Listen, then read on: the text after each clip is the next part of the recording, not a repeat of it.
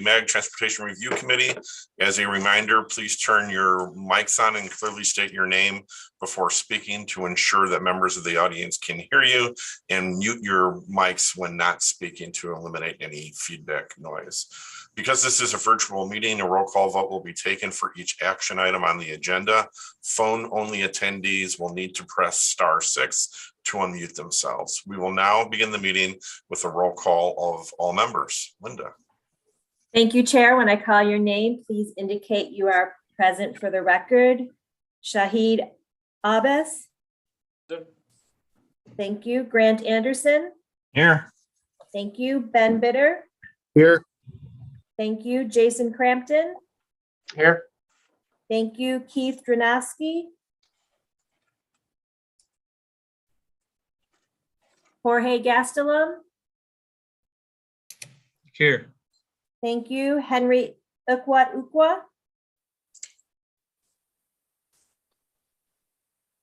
David Janover. Here. Thank you. Kenny Knudsen. Here. Thank you. Scott Lowe. Here. Thank you. Adina Lund. Here. Thank you. Hal Marin. Jamie McCracken. Mark Melichenko. Here. Thank you. Sumit Mohan. Paul Mood. Here. Thank you. Mark Moore. Paul Patney. Hello, everyone present. Thank you. Christopher Salas. Present. Thank you. Robert Yabez for Shelley Seiler. Present. Thank you. Ed Stillings. Bob Thaxton. Kristen Teitler. Here. Thank you. Chris Wanamaker. Mike Weber. Here. Thank you. Nathan Williams. Here. Thank you. Steve Wilcox. Here. Thank you. Herschel Workman. Mohammed Yosef. Here. Thank you. Chair Zetter. Here. Thank you. Have I missed anyone? Chair, we have a quorum.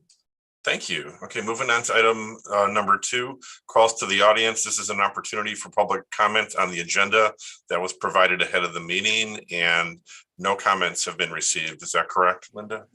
Chair, that is correct. No public comments have been received for this item or any other item on the agenda. Great, thank you. Moving on to item number 3, Transportation Policy and Planning Director's report. Mr. Stroh, the MAG Transportation Policy and Planning Director, will provide a report to the Transportation Review Committee on activities of general interest. Tim. Good morning, Chair Zeter and members of the Transportation Review Committee. It's great to see you this morning. Hope everybody's doing well. We have a few updates for you before we get into the agenda. I first want to start off by welcoming new members to the committee.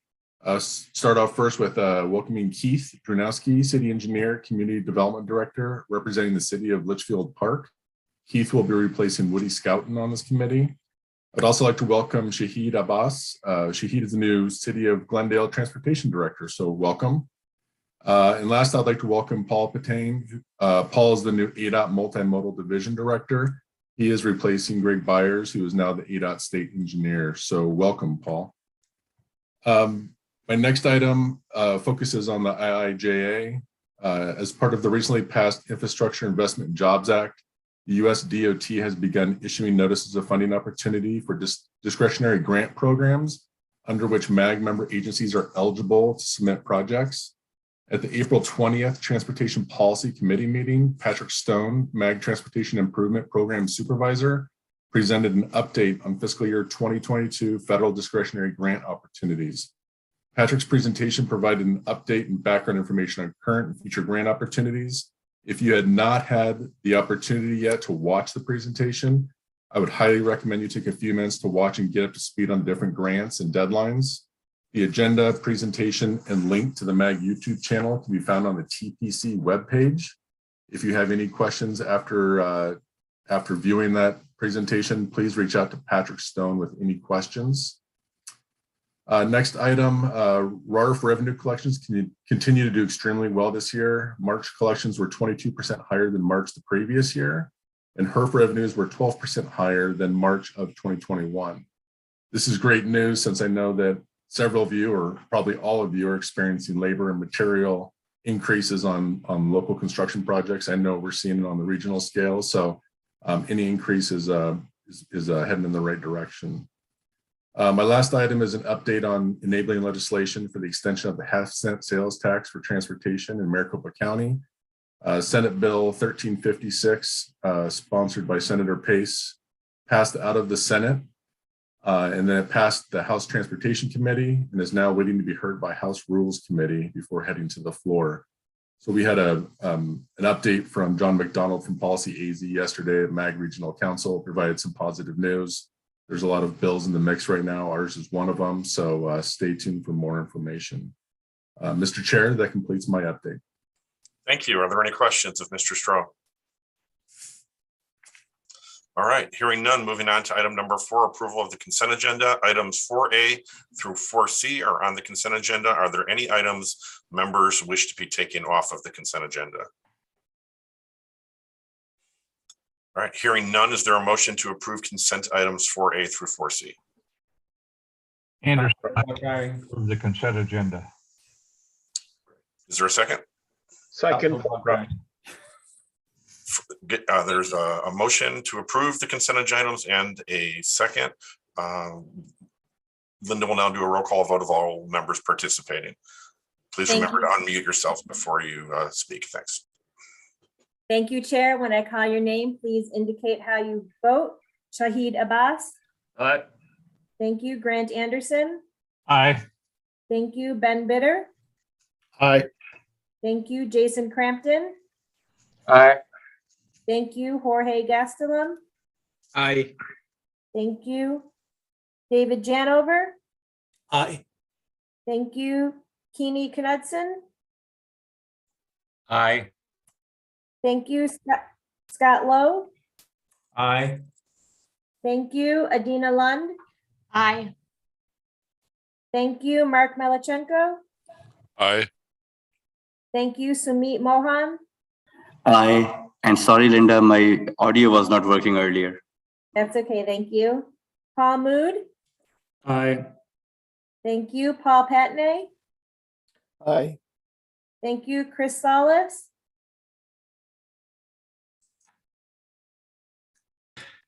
Aye. Thank you. Robert Yabez. Aye. Thank you. Kristen Teitler. Aye. Thank you. Mike Weber. Aye. Thank you. Nathan Williams. Aye. Thank you. Steve Wilcox. Aye. Thank you. Mohammed Yosef. Aye. Thank you. And Chair, how do you vote? I vote aye as well. Thank you. Is there anyone I have missed? Yes, this is Chris Wanamaker with Pinal County. I also vote aye. Thank you, Chris. Chair, the motion passes unanimously. Thank you. All right, moving on to item number 5, the draft fiscal year 2023 Freeway Lifecycle Program. This item will be presented by Arminta Syed, MAG Transportation Planner. This item is on the agenda for action. Arminta. Thank you, Mr. Chair. Members of TRC, good morning. Happy to be here to provide an overview of our draft fiscal year 2023 Freeway Lifecycle Program. Next slide, please. So the Freeway Lifecycle Program is the management tool for the implementation of freeway and highway projects that are funded through Proposition 400. Every year, we update the program to reflect the latest revenue forecasts, any updated project cost estimates, as well as schedule changes. Next slide, please. So the program is funded through 3 primary revenue sources listed here on the slide in front of you. Firstly, we have Proposition 400, also known as the half-cent sales tax. About 56% of these revenues are deposited into the Regional Area Road Fund, or RARF, for use on our freeway system. Secondly, we have state highway operating fees and taxes, things such as the motor fuel tax, which is deposited into the Arizona Highway User Revenue Fund, or HERF, for use on our state highway system. And then finally, we have federal highway administration funding, which is allocated to the MAG region through the Arizona Department of Transportation. Next slide, please. So this table in front of you compares the total forecasted funds used in the fiscal year 22 program versus what we're showing in our draft 23 program. The first two sources, RARF and HERF, have both increased 14 and 11% respectively. And again, just to clarify, this is the total forecasted funds. For the last source listed on the table there, the ADOT federal funding, that largely remains the same in both programs, as we're still using the old Surface Transportation Act, the FAST Act, while we still wait to get some further details on the new Infrastructure Investment and Jobs Act. We do expect that once we get those additional details and incorporate them into the program, that the federal funding forecast will increase at that time. Next slide, please. So in addition to considering updated revenue forecasts, we also consider 3 additional steps as part of our annual update process. We work very closely with ADOT and their management consultant to develop updated project cost estimates on a biannual basis. We also consider the latest construction cost index projections so that we can ensure that our updated project cost estimates are reflecting the latest market conditions. And then we'll also consider some minor project changes, such as changes to scheduling. Next slide, please. So in our draft fiscal 2023 program, there are 3 notable project changes that are shown here in this map in front of you. Starting at the north on Loop 303, construction of the 2 interchanges at 43rd and 51st Avenue have increased to include some additional items that were identified during final design. Then moving to the south on Loop 303, construction of MC 85 to Van Buren Road, we were able to advance that 2 fiscal years into 2025. And then the final project listed on the map here on Loop 202, the widening project from Val Vista to Loop 101 Price, we were also able to advance construction for that 2 years into fiscal year 2024. Next slide, please. This map in front of you shows our fiscal 2022 program in review. We had 9 projects that were actively under construction. 3 of these have since opened to traffic, which are shown on this map in blue. So starting at the north, we have number 9, Loop 303, Happy Valley to Lake Pleasant Parkway. We also have number 7, Loop 101, I-17 to Pima Road. And then at the south, we have I-17 and Central Avenue Bridge. Next slide, please. So this map shows our fiscal 2023 program looking ahead. In addition to the projects that remain under construction from fiscal year 2022, 2 additional projects will also begin construction in 2023. This includes the 2 interchanges mentioned earlier on Loop 303 at 43rd and 51st Avenue, and then also another project on Loop 101 Pima from Princess Drive to Shea Boulevard. Next slide, please. So before we formally adopt the fiscal 2023 program, there are some next steps. The first is that some of these changes are contingent on finding of an air quality conformity. These will be taken for committee consideration through the next cycle as TIP amendments. Once that goes through the process and gets approved, we'll be able to formally adopt this program. Secondly, as previously mentioned, we are waiting for further details to incorporate the IIJA revenues into our program.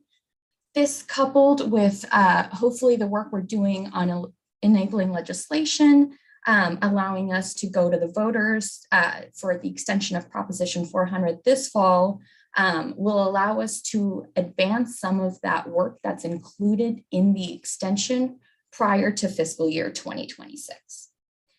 So that concludes my presentation today. As mentioned, this item is on the agenda today for action. If we can go to the next slide. The action requested is to recommend approval of the draft fiscal year 2023 program contingent on a finding of air quality conformity. Thank you, Mr. Chair, members of the TRC. I'm also available now to answer any questions. All right, thank you, Arminta. Are there any questions or comments before we entertain a motion? I have a question. Grant. Thank you. The funds for the HERF funds may be somewhat diminished due to the electrical vehicle type of pushing that a lot of the governments are pushing people into electric cars. Therefore, there is no gas tax or less gas tax. Has that been projected and or thought about what we should do about it? Mr. Chair, members of the TRC, Mr. Anderson, thank you for your question. The HERF projections along with the RARF are updated each fall. So the current forecasted amounts that are in the draft program now are from fall of 2021. We will be going through that same process this year. And if we do see significant changes, we will work closely with ADOT to update the program accordingly, and of course, bring updates back to this committee as necessary. Mr. Chair. I was more concerned about the fact that it appears like it's going to happen. So maybe we should be forward thinking into how that money is going to be replaced, i.e. some sort of maybe figuring out a way to tax the electrical component that go into electrical cars, just like gas is taxed. Mr. Chair. Yes, Tim, go ahead. Grant, great question. Yesterday at Regional Council, we had this exact conversation about what the future holds for the state gas tax, the impact that will occur because of electric vehicles. MAG is in the process of kicking off a regional electrification readiness roadmap. Audra and her team are tackling this. She presented yesterday on this item, and our policymakers continually bring up and recognize the fact that we need to make a change in the future. And so this is definitely on our radar. Like I said, we all understand what's going to happen in the future. We need this additional revenue to maintain our roads. So more to come on that item. Thank you. Thank you, Tim. Are there any other questions or comments before we entertain a motion? All right, hearing none, is there a motion to recommend approval of the draft fiscal year 2023 Freeway Lifecycle Program contingent on a finding of air quality conformity? So moved. Keeney Knutson. Thank you, Kenny. Is there a second? Second, Jason Chandler. Second from Jason Crampton. Thank you. We have a motion and a second. Linda, please call the roll. Thank you, Chair. When I call your name, please indicate how you vote. Shahid Abbas. Aye. Thank you, Grant Anderson. Aye. Thank you, Ben Bitter. Aye. Thank you, Jason Crampton. Aye. Thank you, Jorge Gastelum. Aye. Thank you, David Janover. Aye. Thank you, Keeney Knudsen. Aye. Thank you, Scott Lowe. Aye. Thank you, Adina Lund. Aye. Thank you, Mark Melichenko. Aye. Thank you, Sumit Mohan. aye. Thank you, Paul Mood.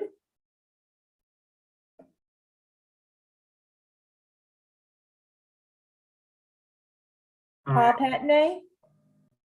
Aye. Thank you, Christopher Salas. Aye. Thank you, Robert Yebes. Aye. Thank you, Kristen Teitler. Aye. Thank you, Chris Wanamaker. Aye. Thank you, Mike Weber. Aye. Thank you, Nathan Williams. Aye. Thank you, Steve Wilker. Aye. Thank you, Mohammed Yosef. Aye. Thank you, and Chair, how do you vote? I vote aye. Thank you. Have I missed anyone? Yes, Linda, this is Henry Kutukwa with Valley Metro, Thank you, Henry. and I vote aye. Thank you. Chair, the motion passes unanimously. Thank you. Moving on to item number 6, MAG Federal Highway Administration Funding, Federal Fiscal Year 2022 Secondary Supplemental Closeouts. Item number 6 on the agenda will be presented by Patrick Stone, MAG Transportation Improvement Program Supervisor. This item is on the agenda for information, discussion, and possible recommendation to approve. Mr. Stone. Good morning. Thank you, Chair Zeter, members of the Transportation Review Committee. As always, pleasure to be here presenting for you. If I can get the next slide, please. So this presentation is going to somewhat follow other presentations I've given previously on Closeout. To start, I want to use this slide to emphasize what types of program areas and projects are eligible to be funded with Closeout. While I won't read the list, I did want to note the common thread is that these are all programs not associated with our 3 Lifecycle programs comprising arterial streets, freeway, and transit. Next slide, please. So quickly, brief refresher on Closeout and what Closeout is. The purpose of Closeout is to ensure that all suballocated formula funding in the MAG region is used each and every federal fiscal year. Where does the funding come from? Primarily, the funding comes from project deferrals and also project savings, either at the time projects are awarded or when a project closes out. Next slide. Here I want to emphasize, as always, the policy aspect that covers what and guides what we do with Closeout.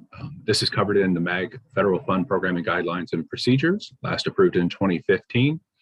And I wanted to note that each year MAG staff reviews available revenues compared to what's the programmed projects, and we determine if a closeout process can occur, and to that, what level of funding would be available. Next slide, please. So earlier this year, we did conduct our normal annual closeout cycle. The memo was distributed out in October of 2021.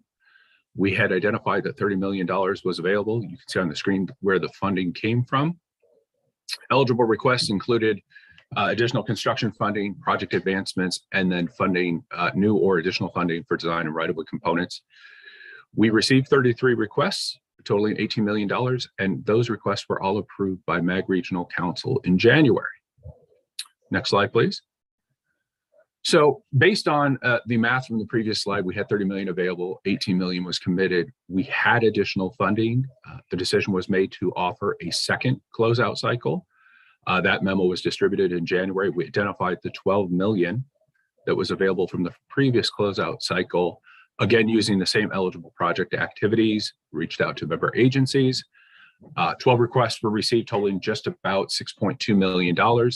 And again, Regional Council approved these items in March. Next slide, please. So I want to pause for a second and kind of show the financial picture where we sit today.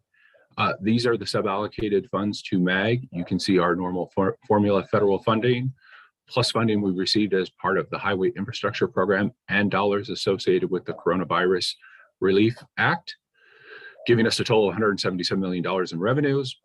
Against that, we factor in the projects that are programmed for fiscal year 2022, and also those commitments we made in the first 2 closeout cycles.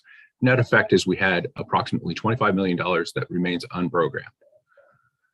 Next slide, please.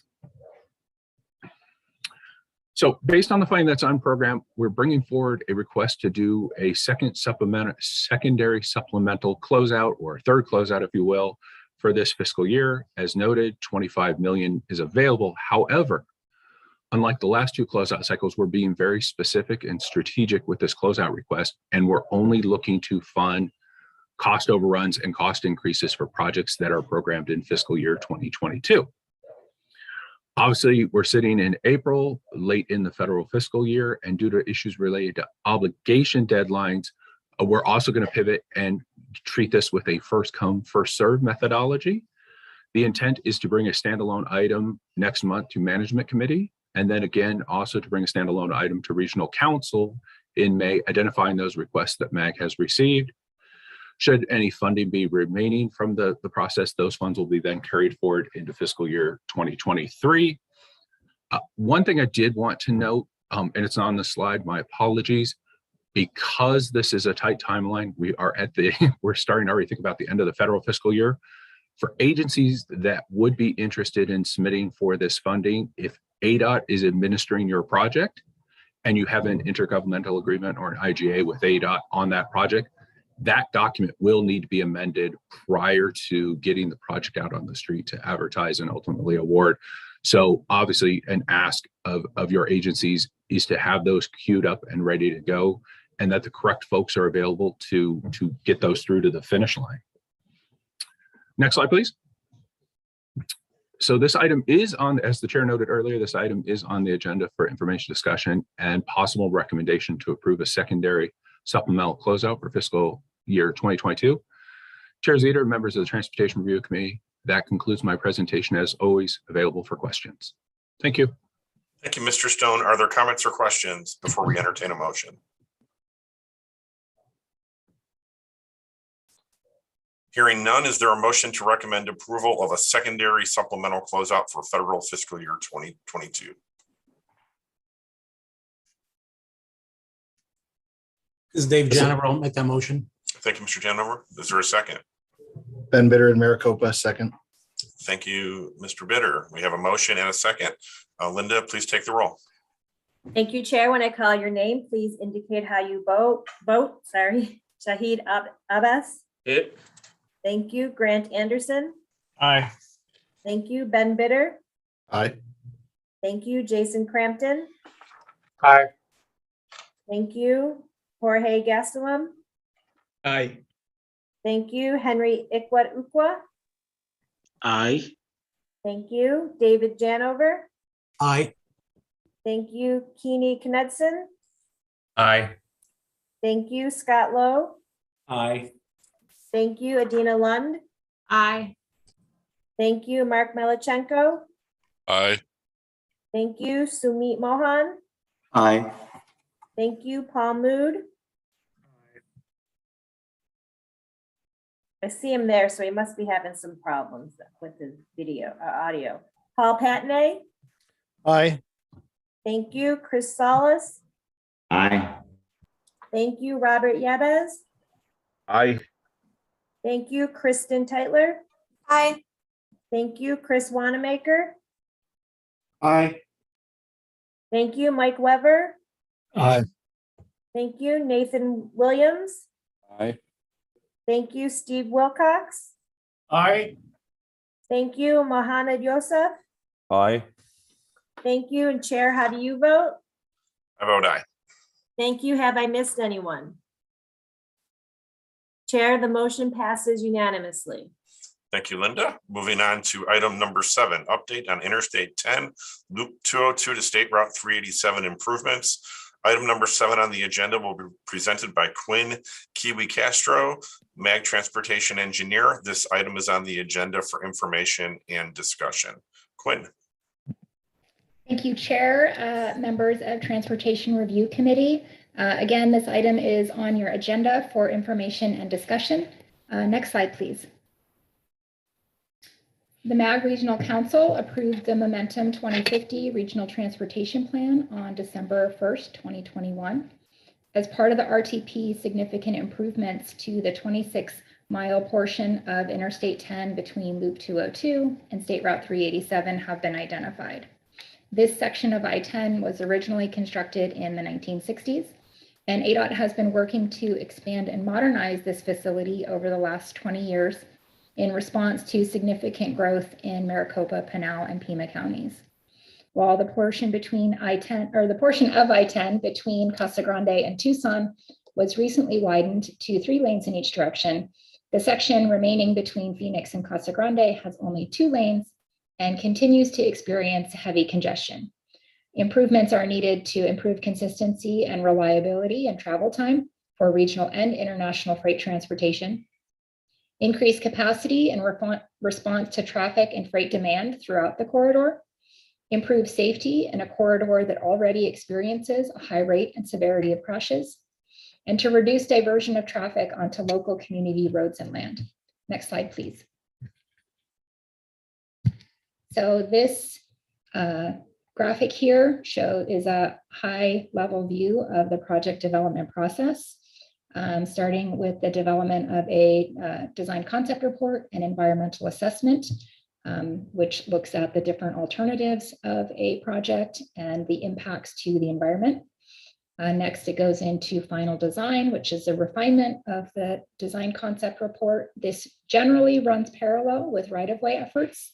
However, in the case of this corridor, the majority of this facility is within Gila River Indian Community lands. So it's a little bit different than that. And moving into construction. Next slide, please. So the first phase of the development process is underway. It was initiated with 2 studies in 2019. This stretch again represents the last section between Phoenix and Tucson that has not been widened from its original 2-lane configuration. ADOT initiated 2 engineering and environmental studies, one that covers the corridor itself between Loop 202 and State Route 387, and a second that is specific to the I-10 bridges over the Gila River. The study is being conducted in collaboration with MAG, the Federal Highway Administration, the Bureau of Indian Affairs, and the Gila River Indian Community. Next slide, please. So the corridor study kicked off in the fall of 2019 with public and agency scoping. As you know, scoping is an opportunity for the public and stakeholders to provide information about the corridor to the study team, as well as share issues or concerns about the project. Feedback provided during scoping helped inform the development of 2 build alternatives, in addition to a no-build alternative. The build alternatives would both widen I-10 from 2 to 3 lanes in each direction, and would include improvements to the existing interchanges and overcrossings of I-10. These 3 alternatives were presented to the public for comment in October of 2020. Next slide, please. So currently, the study team is in the process of preparing a draft design concept report and environmental assessment. These are expected to be available for review and comment prior to a public hearing that is planned for fall of 2022. The completed DCR and EA are expected to be complete in early of 2023. Next slide, please. So concurrent with the corridor study, ADOT initiated a study to repair or replace the I-10 bridges over the Gila River. This study has also held public and agency scoping meetings, as well as a value engineering workshop that has helped refine their scope of work. This project team expects the project assessment to be completed in spring of 2022 and move directly into final design. Next slide, please. This is an exhibit of the corridor and the different elements contained therein. The funded portions are shown here in color. So the entire portion of I-10 between 202 and 387 falls within the MAG planning area. Approximately 6 of the 26 miles of the corridor are within Maricopa County, while the remaining 20 miles are in Pinal County. So based on estimates that were generated March of 2022, the total cost to implement the entirety of improvements being evaluated as part of the corridor and bridge studies is $807 million, expressed in 2022 dollars. So funding to widen the Maricopa County section of the corridor has been identified as part of the Proposition 400 Freeway program, including the addition of 1 general purpose lane and 1 high occupancy vehicle lane in each direction. Improvements to the interchange at I-10 and State Route 347 have also been identified in the Prop 400 Freeway program, while the funding to improve I-10 and Wild Horse Pass interchange has been identified as part of the Prop 400 Extension Investment Plan. The construction of these funded components is programmed for fiscal year 2025. Next slide, please. The unfunded elements are shown here in gray. The majority of the remaining 20 miles remains unfunded at this time. The state has appropriated approximately $85.6 million to widen the bridges over the Gila River. And taking into consideration the funding that's currently programmed, an additional $587 million is needed to fully implement all the improvements that have been identified. Next slide, please. Governor Ducey called for funding to widen I-10 as part of the 2022 State of the State Address, and a bill to appropriate $400 million has been introduced and is making its way through the state legislature. The project team is also discussing pursuit of federal discretionary funding from the Infrastructure Investment and Jobs Act. It's anticipated that this project would be extremely competitive under the National Infrastructure Project Assistance Grants Program, known as the MEGA program. Under MEGA, up to $1 billion is available nationally for federal fiscal year 2022.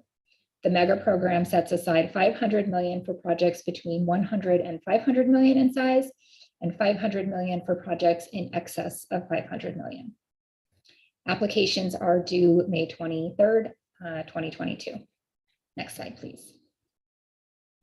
So thank you, Chair, members of Transportation Review Committee. This item is on your agenda for information and discussion, and I'm happy to take any questions you may have. Thank you, Ms. Castro. Are there any questions or comments from the committee members?